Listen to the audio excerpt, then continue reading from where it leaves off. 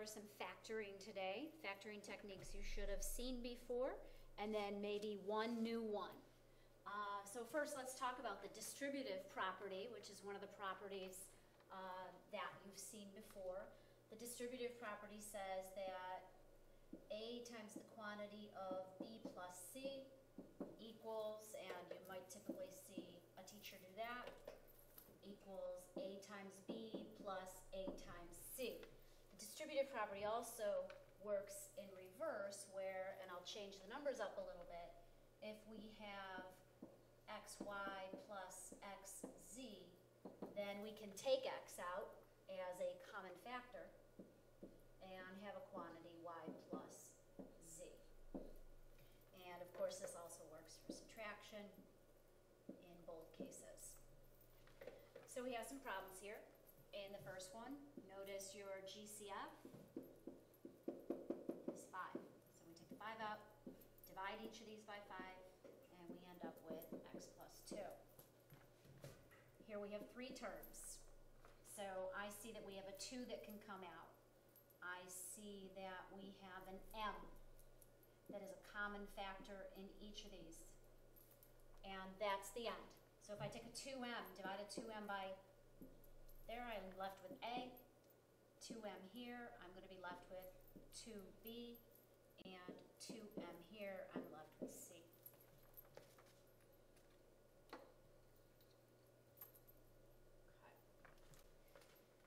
And number 3 is a GCF again. I'm going to divide by 5.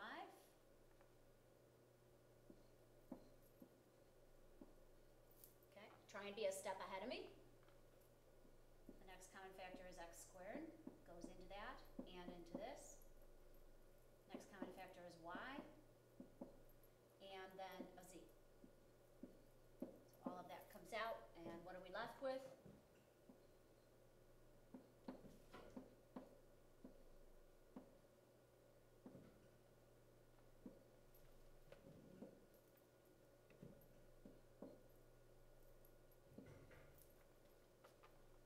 Check my work there.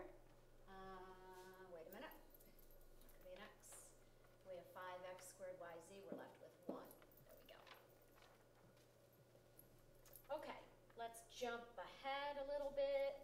This one's a little too easy. What can come out of all 3 terms here? Looks like 4. Step ahead of me, please.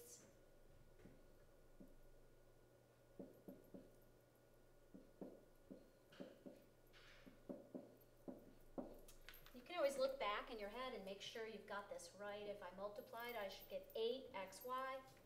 If I multiplied, I should get 24x. And if I multiplied, I should get 12y, which you see there. So we are in good shape. Okay, and let's see, let's do one more here. What goes into all 3 terms here? Take a look at the coefficients first. We have a 3. And then the c variable, c is the most that can come out. Let me rewrite that. And d is the most that can come out. So we're left with 2c squared minus 4cd plus, let's see, if we divide this by 3cd, 3cd divided by 3cd is 1. All right, and then the last one, it says to factor. And what I want you to focus on here is that we have b, let me get a little smaller. We have b minus 2 in these parentheses and b minus 2 in those parentheses. That did not work out quite right. Let's try this again.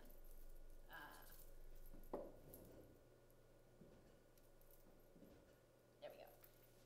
So what I'm going to do here is going to look a little different. This is called factoring by grouping.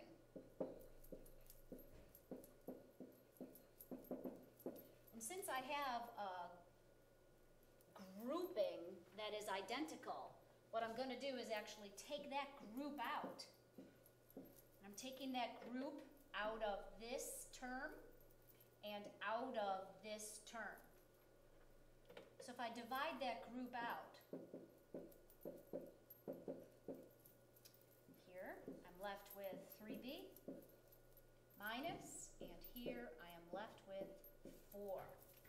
So in grouping, you take that group out and it's represented here just once, and then the parts in front are represented in the second set of parentheses. So you'll see that later on in the lesson. Let's go through the different types of factoring. First, factoring the difference of two squares.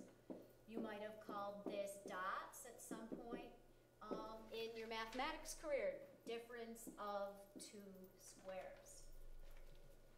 So we know that if we FOIL these binomials, we'll end up with x squared minus 2x plus 2x minus 4, and these middle terms end up giving you 0, and we're left with x squared minus 4. So if these factors give us x squared minus 4, then we know that we can factor x squared minus 4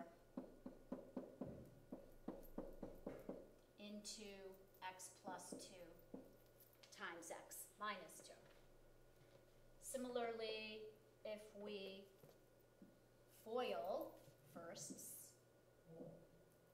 outers, inners, lasts,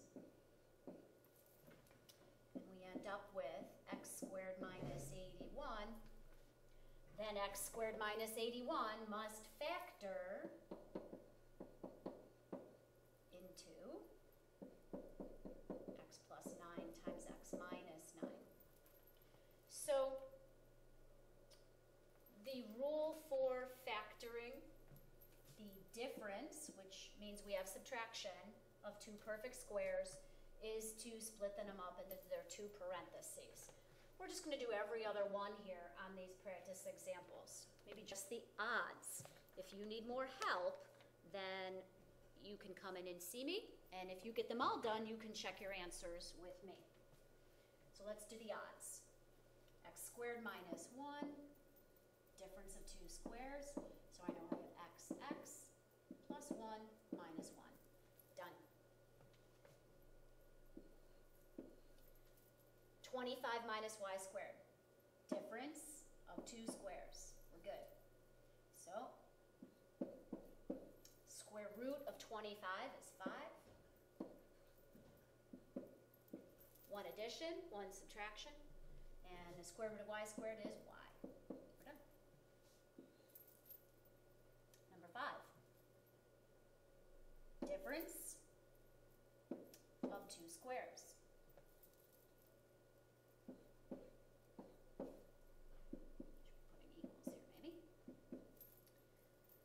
So I have x to the 4th.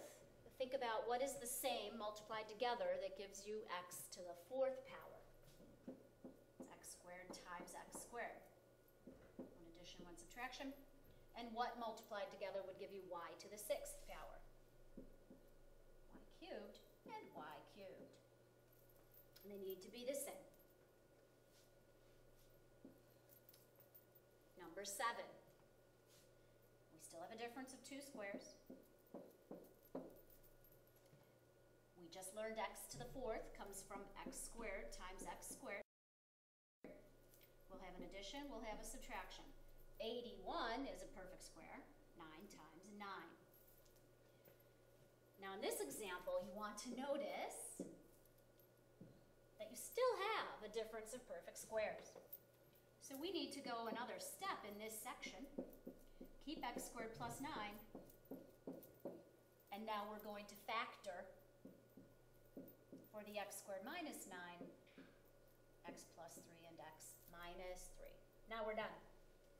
The order of the factors doesn't matter. All right. In the last one, x to the b plus 2 power minus 16x to the b. This one's a little bit trickier. There's one step that we want to take care of before we start to factor. What I notice first is that I have a GCF.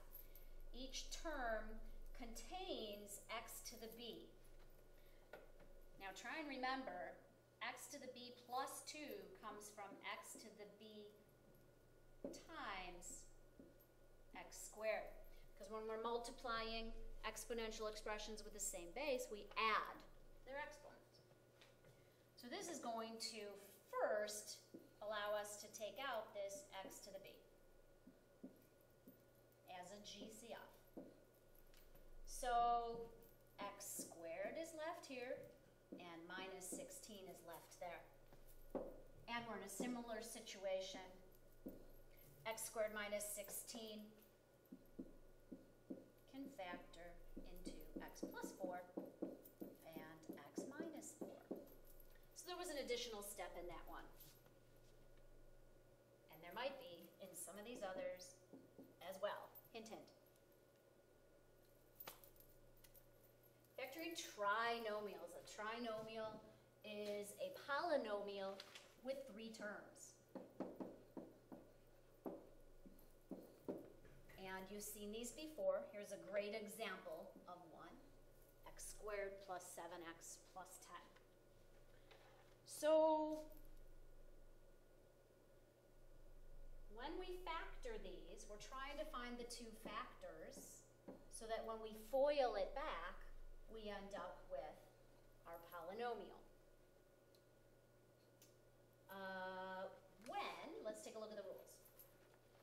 When a is 1, so when the leading coefficient of your polynomial, when the coefficient of x squared is 1, you can start both factors with x, all the way down.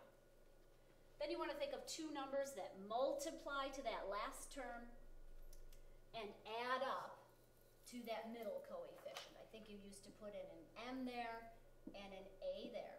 And that works beautifully when this first initial leading coefficient is 1. So let's take a look at a few of those. Here's a leading coefficient of 1. So we know we're going to have x times x for our x squared. And now we need to think of 2 numbers that multiply to 12 and add up to negative 8.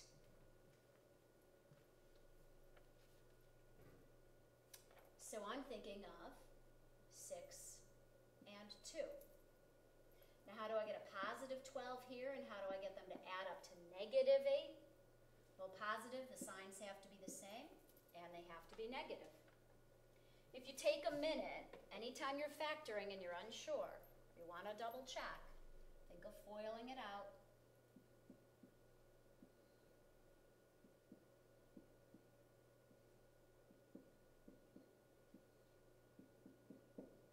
And make sure you get what you started with. Okay, let's do the odds again.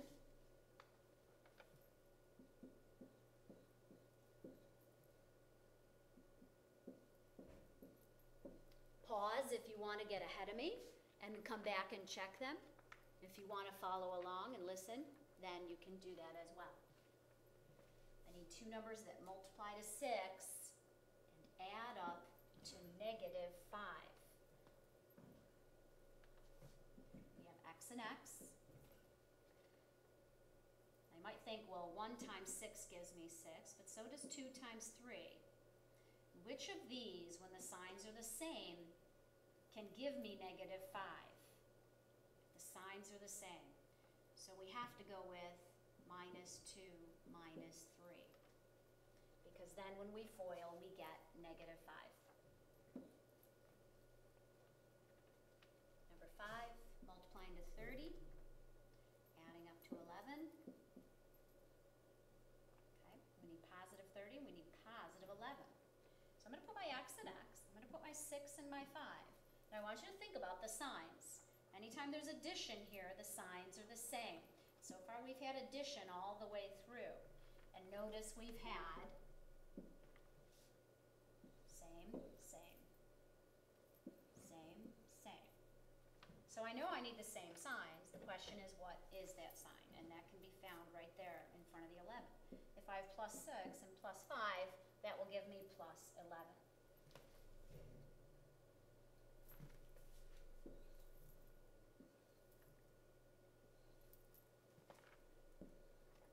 All right. Number 7, still have a leading coefficient of 1.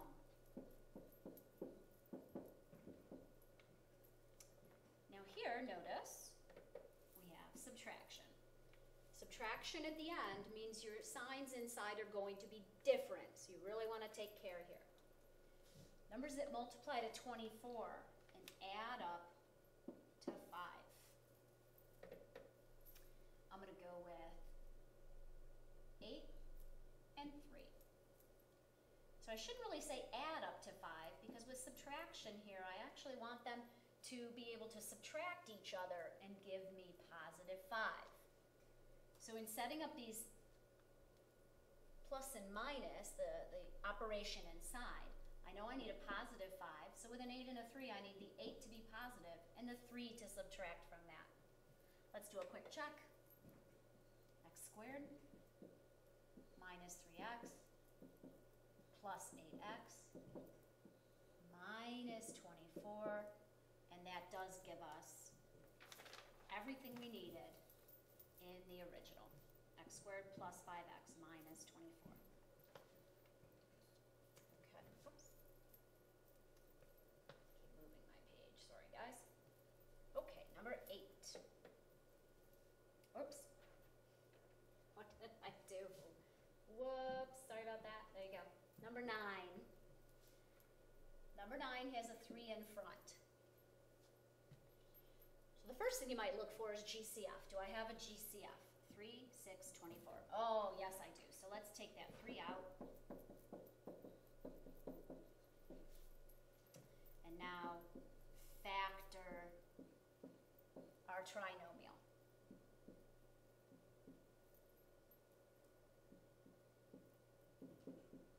And do a quick check that that gives you what you started with. Okay, number 13 is actually easier than number 11, so let's go to 13 first.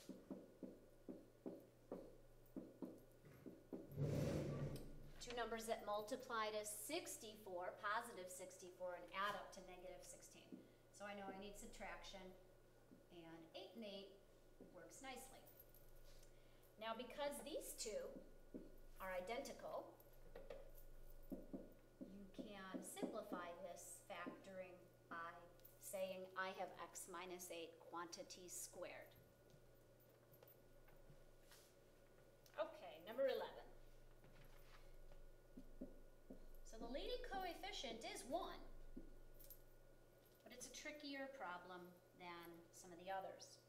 So let's backtrack again and say, how in the world do we get a 2x as an exponent? So what two things add up to 2x? M to the what times m to the what? And that answer is m to the x times m to the x, because we would add them, and that would give us 2x. So those are my factors for that part. I need two numbers that multiply to negative 44. I'm thinking 4 times 11. The signs are going to be different, and I need to get a negative 7m to the x net. With minus 11 and plus 4, which will give me that.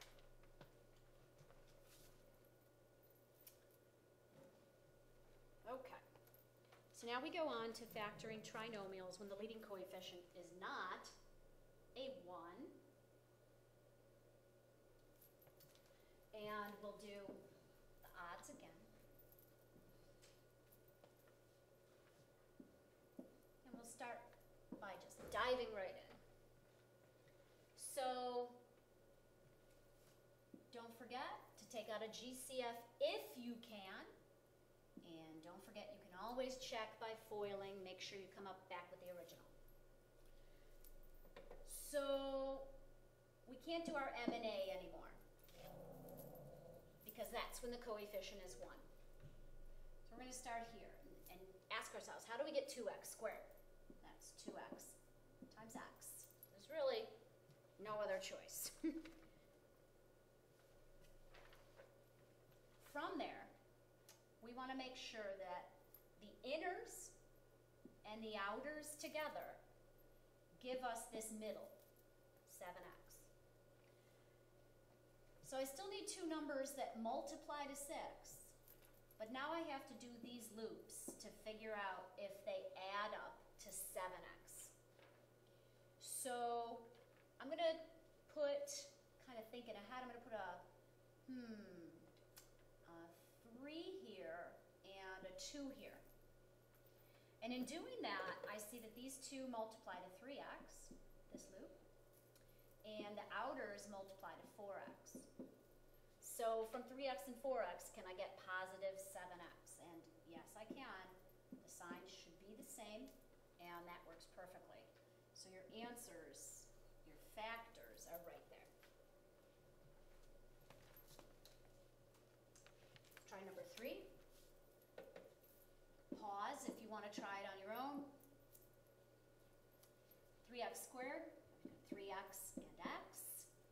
I need my numbers to multiply to 5, but I need my inners and outers to give me 2x. Subtraction means my numbers are going to be, my signs, my operations are going to be opposite. So if I put the 5 here, let's pretend we put the 5 here. This loop is going to give us 15x, which is way too big for what we have. I'm going to take that 5 away. Let's put the 5 here and the 1 here. Check your loops, 5x.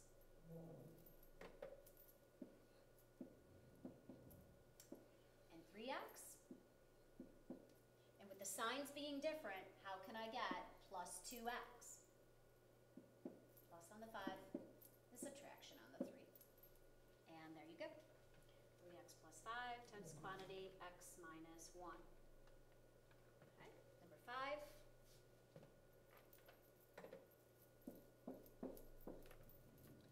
Now 4x squared can get tricky. 4x squared could be 4x times x, 4x times 1x, or it could be 2x times 2x. So if you make a mistake the first time around, let me try the 2x and the 2x. This is an intentional mistake. You might not want to write it down. 7, my only choices are 7 and 1. When I do my loops, I get 14x and 2x. When the signs are different, there's no way I can get 3x. So in trying 2x, 2x, I notice that's not working. So back to the drawing board. It's okay not to get it the first time. Whoops. Sorry. It is okay not to get it the first time. Let's go back to that. There we go. Misbehaving board. So let's try 4x and x. Now we got to place our 7. I'm going to put it there. And my 1. This gives me 7x. This gives me 4x. If I want a positive 3, I need my 7 to be positive and my 1 to be negative. Okay. The last one, number 7, let me tell you, has a GCF. And then go from there. We can check that one tomorrow. And last but not least, we have our grouping. You saw this at the beginning of the lesson on that very first page. So grouping is something you need to notice. Notice the commonality in these two questions up here. So when we have this similar grouping, take that group out. And remember, factoring this GCF out is the same as dividing by that factor. So what's left? plus z. And you're done. Take the group out, and then just look at what's left.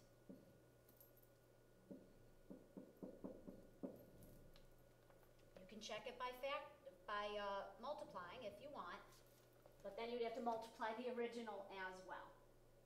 So let's look at some that aren't set up for us, and let's learn to do some grouping. X cubed plus 6x squared minus x minus 6. So one way to do these and be real successful is to do a GCF on the first two and a GCF on the last two. And you'll know if you have grouping because you'll see that common factor in each, or that common group. So GCF here in this first part would be x squared. And I'm left with an x and a plus 6. Then I have minus, and a GCF between x and 6, there really isn't a number other than 1. 1 definitely goes into both of them, and nothing else does. Be a little careful here. Negative 1 times x gives me minus x, and negative 1 times what gives me minus 6. To be plus 6 because of the distribution of the negative. Here's our common group. Take it out, out, out, write down what's left, x squared minus 1. I'm wondering who out there sees dots right here. So we'll go one more step.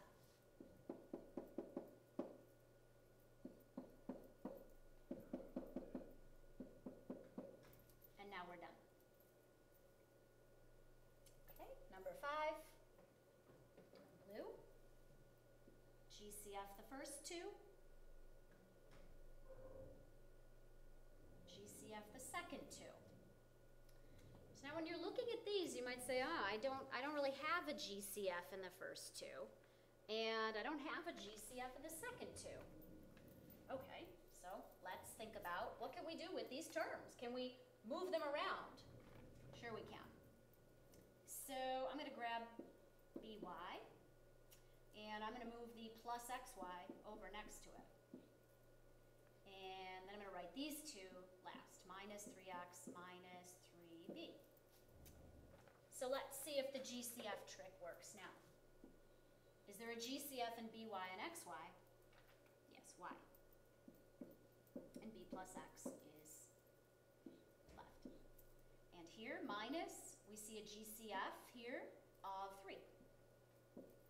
Watch out, negatives are dangerous, minus 3, and to get a negative in front of 3b, of course we need that inside to be plus. B plus x plus b, is that the same? Absolutely, the commutative property of addition allows us to switch those around, so those are the same.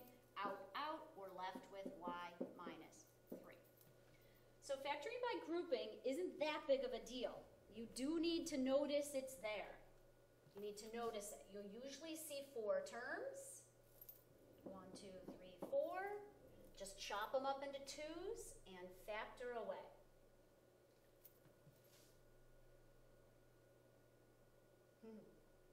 Misbehaving board. Okay. This last type, these are a little trickier. I'll walk through the steps with you and then we'll be done with the video. Here we notice we have a trinomial that factors into x plus 3 times x plus 3. And that is followed by minus y squared. That's the same as x plus 3 all squared minus y squared. And then this alone, just walking you through this, is the difference of 2 squares. So I'm going to have quantity x plus 3 minus y, quantity x plus 3 plus y. And then removing the inner parentheses, we end up with x minus y plus 3, x plus y plus 3. Not an easy problem. This one's very tricky.